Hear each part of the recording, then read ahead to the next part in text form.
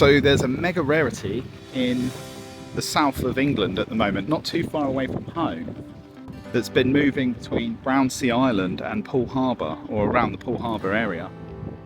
Forster's tern. I've actually seen this bird before because it's come back, I think 3 years in a row, but I haven't got it on my year list. And it went missing for a few days, so I'm really keen to make sure this ends up on my year list and I don't get complacent and go for other stuff. So here I am in Poole looking for this American tern.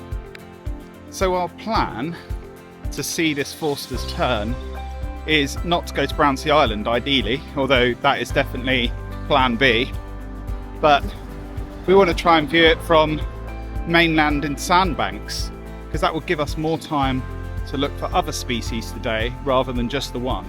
However, this is the #1 priority, so we'll do what we need to in order to find it.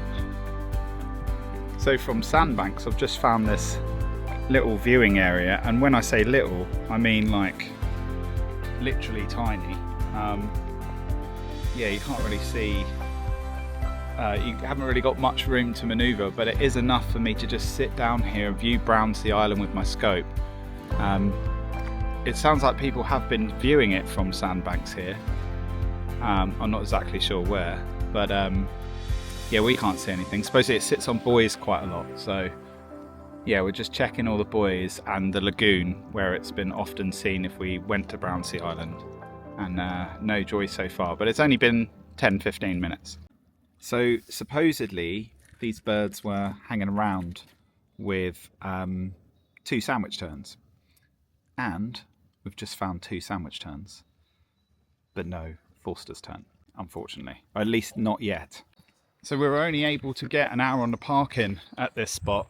We've had a good look over Brownsea Island from that vantage point and are only seen 2 very distant sandwich terns. So we're going to try a few other spots where this bird has been seen in recent weeks around Poole Harbour and see if we have any more luck there. We're still decided at the moment that we're not going to go to Brownsea Island, partly because we might have seen it if it was at Brownsea Island with those sandwich terns that we've just been looking at. So don't know whether we're making the right call, but we're using our best guesses and judgment to try and work out where this bird might be. So we're having a second attempt at Poole Park, an area where the bird has been hanging around in recent weeks. Probably a fairly underwatched bird watching area as well, because it's like a recreational park. So yeah, we thought we'd have a little look here and see if the Forster's tern is here.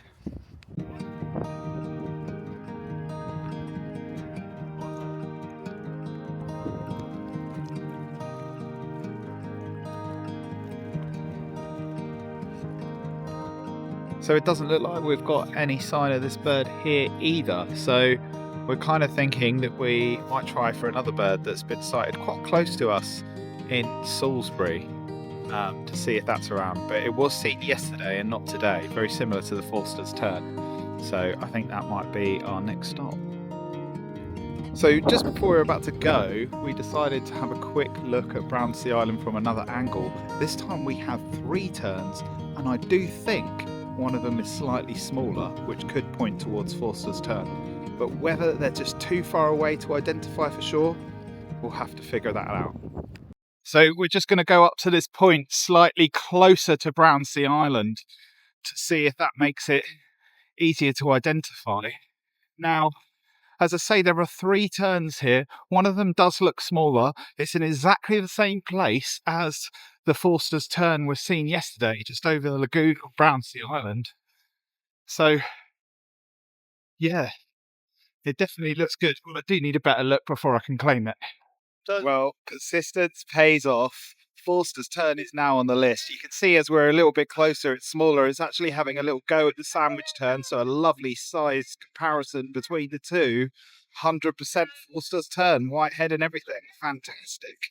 That's another one on the list that puts me up to 189 species already. Well, that Forster's tern, absolutely fantastic. So, and the sun's even come out as well. So we're going to have a bit more of a relaxing bird now at Blashford Lakes. There's still potential year ticks on the cards, but nothing reported. But it's on the way home and it's a brilliant place, so why not, eh? So just in the hide at the moment. Nothing new added to the list, but supposedly just before we got here there was one sand martin and a white-tailed eagle. We've seen marsh harrier and lots of really cool ducks like pintail and shoveler and a few other good things. Golden eye out there too.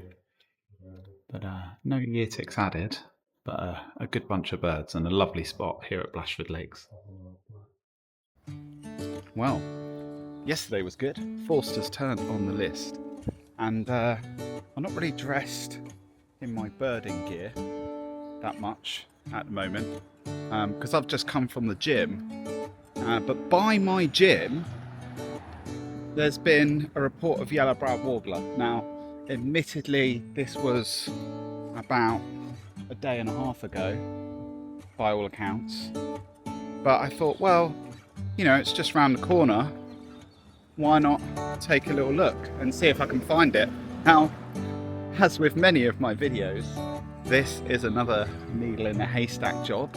I don't really know a specific point in this little area called Broken Bridges in Salisbury where the bird's been seen. I just know it's been seen in this relatively large area. So yeah, it's probably quite a small chance. But when I've found yellow-browed warblers before, and I have found a couple myself in the last couple of years, they've normally been hanging out with tit flocks and things like that. So if I just walk around and try and look at all the tit flocks and see if there's a yellow-browed warbler in there, or see if I can hear one, then that's the plan.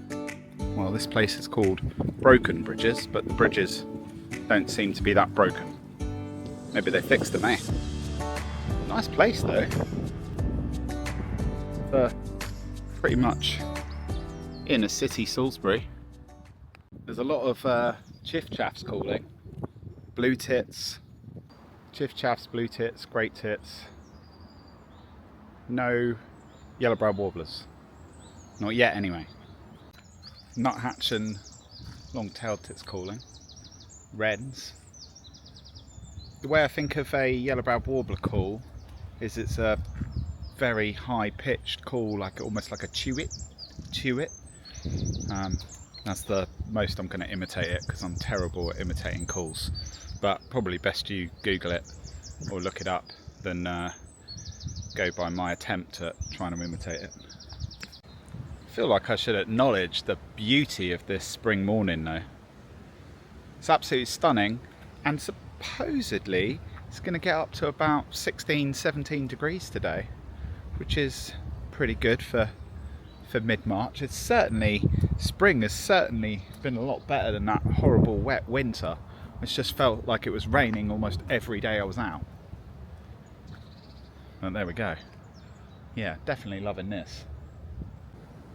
Right, I don't have a dog, but is that what I think it is? Up a tree?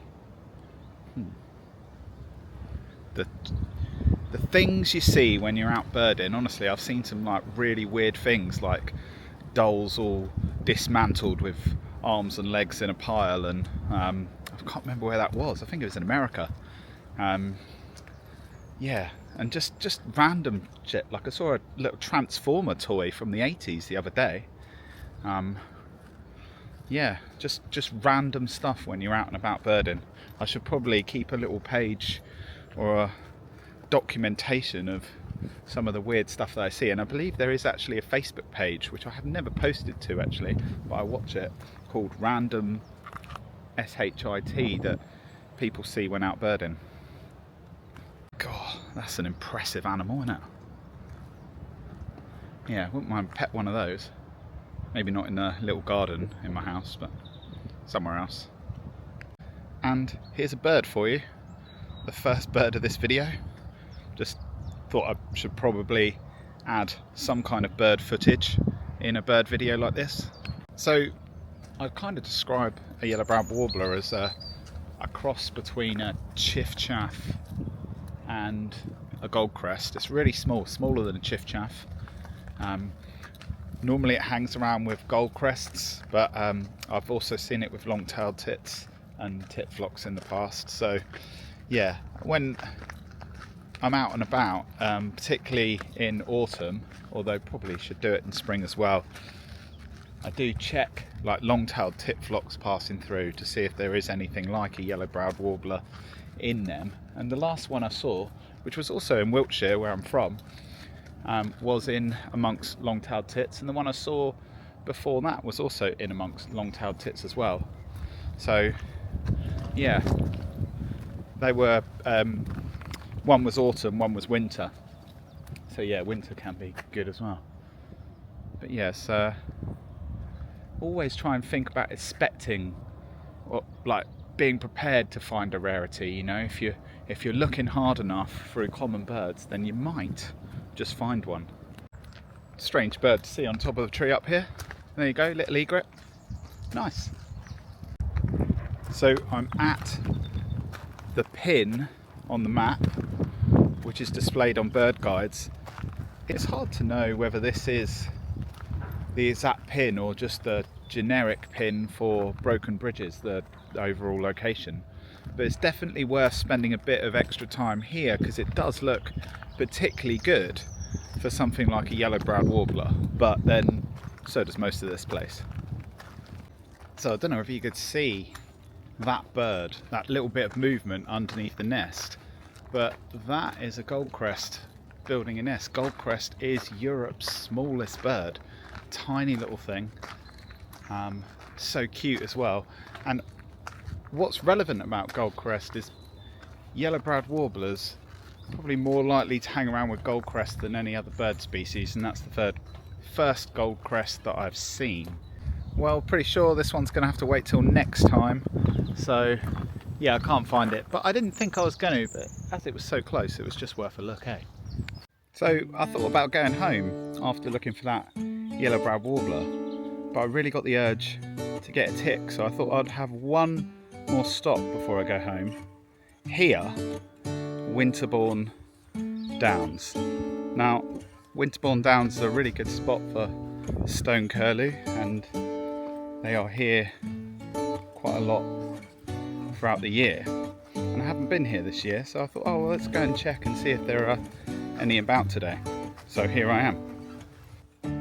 So normally stone-curlew is a bird that wouldn't reveal the location of, but given the fact that it's all over the RSPB website and this is a really well-known spot for them, I am comfortable on this occasion. Well, I've had a really good look for these stone-curlew, but either they're hiding really well, which is quite possible, or they're not here. So I might just have to come back another time. It's very close to my house, so yeah, it should be nice and easy, but at the moment they're not showing. Well, I've just gone a little bit further up the road just to see if the stone-curlews have moved, and it looks like they have. I've found 2 of them anyway. There were supposed to be 7 in the area, and I found 2, so that makes 190 species for the year. Amazing stuff. And still only mid-March. Well, what a week it's been so far with that Forster's Tern and the stone-curlew. However, there is another bird I would like to go for this week. The problem I've got is I was away birding for Mother's Day, so I've got to take Mum with me on this trip, and hopefully she doesn't mind. I might have a little bit of convincing to do though, so let's see how this goes. Happy Mother's Day. Oh, exactly the same ones as Sarah got me. Oh, okay. Oh, there we go. So, yeah, I thought we could go birding today, if that's all right. Oh, that'd be nice. It's a nice sunny day. What a surprise. It's a nice sunny day, so I thought we could go to Selsey Bill, because there's been a Serin seen there. You ever seen a Serin before? Don't think I have. No, you haven't. No. Well, that's settled then. She didn't actually need as much convincing as I thought she would, so maybe the flowers did the trick. So we're here on site at the moment looking for this European Serin. Mum, what do you think? Are we going to see this bird? Did I not hear it?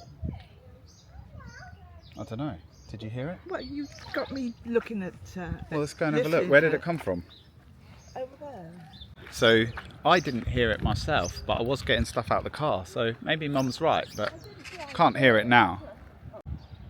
Anything? No. So just had a little goldfinch in the tree. I just wonder whether Serin would probably hang around with goldfinch more than the sparrows. When I've seen them in Europe, that's what they would do. But there's only one goldfinch at the moment. Surely there's more. Goldfinches are always in flocks. But yeah, I can't see anything else. So as far as I can work out, these are the exact trees that the bird was reporting at 7 AM this morning. And it's now, what about lunchtime? So I'm not far after that. Are you enjoying yourself? Yeah, my hip's playing up there. Oh, okay. All right, well, we can get in the car shortly. So I've got 4 goldfinches now, but no Serin. Maybe it was just a case of that it was seen in the morning and we're too late, but it's definitely worth a shout, given the fact that it's not miles away from where I was taking Mum for lunch. So unfortunately, we weren't able to get that Serin. So instead, I'm just going to take my mum out for a nice lunch. Are you looking forward to lunch? Oh, yeah, I am. Yeah, I'm quite hungry now. Good. Well, happy Mother's Day. Thank you. Well, I've done the dutiful thing and taken my mum out for lunch. So we are now back at this Serin spot, trying to look for this bird one more time. I really don't think we're going to see it, but you know, just give it a little bit longer. So one of my viewers mentioned to me this morning, where I've been talking about how I'm in top 5 for eBird in the UK, that I'm actually #1 in England. So that was kind of a nice thing to think about, that I'm England's #1. I'm England's #1. What do you think about that, Mum? Very impressed, yes. Of course you're England #1. Well, I really don't think we're going to see this bird, unfortunately. But there you go, you can't get them all. It's been a really good week, particularly with that Forster's Tern and the stone-curlew added to the list. So yeah, I'm grateful for that. And if you like this video, please like, share and subscribe. And thank you very much for watching. Cheers.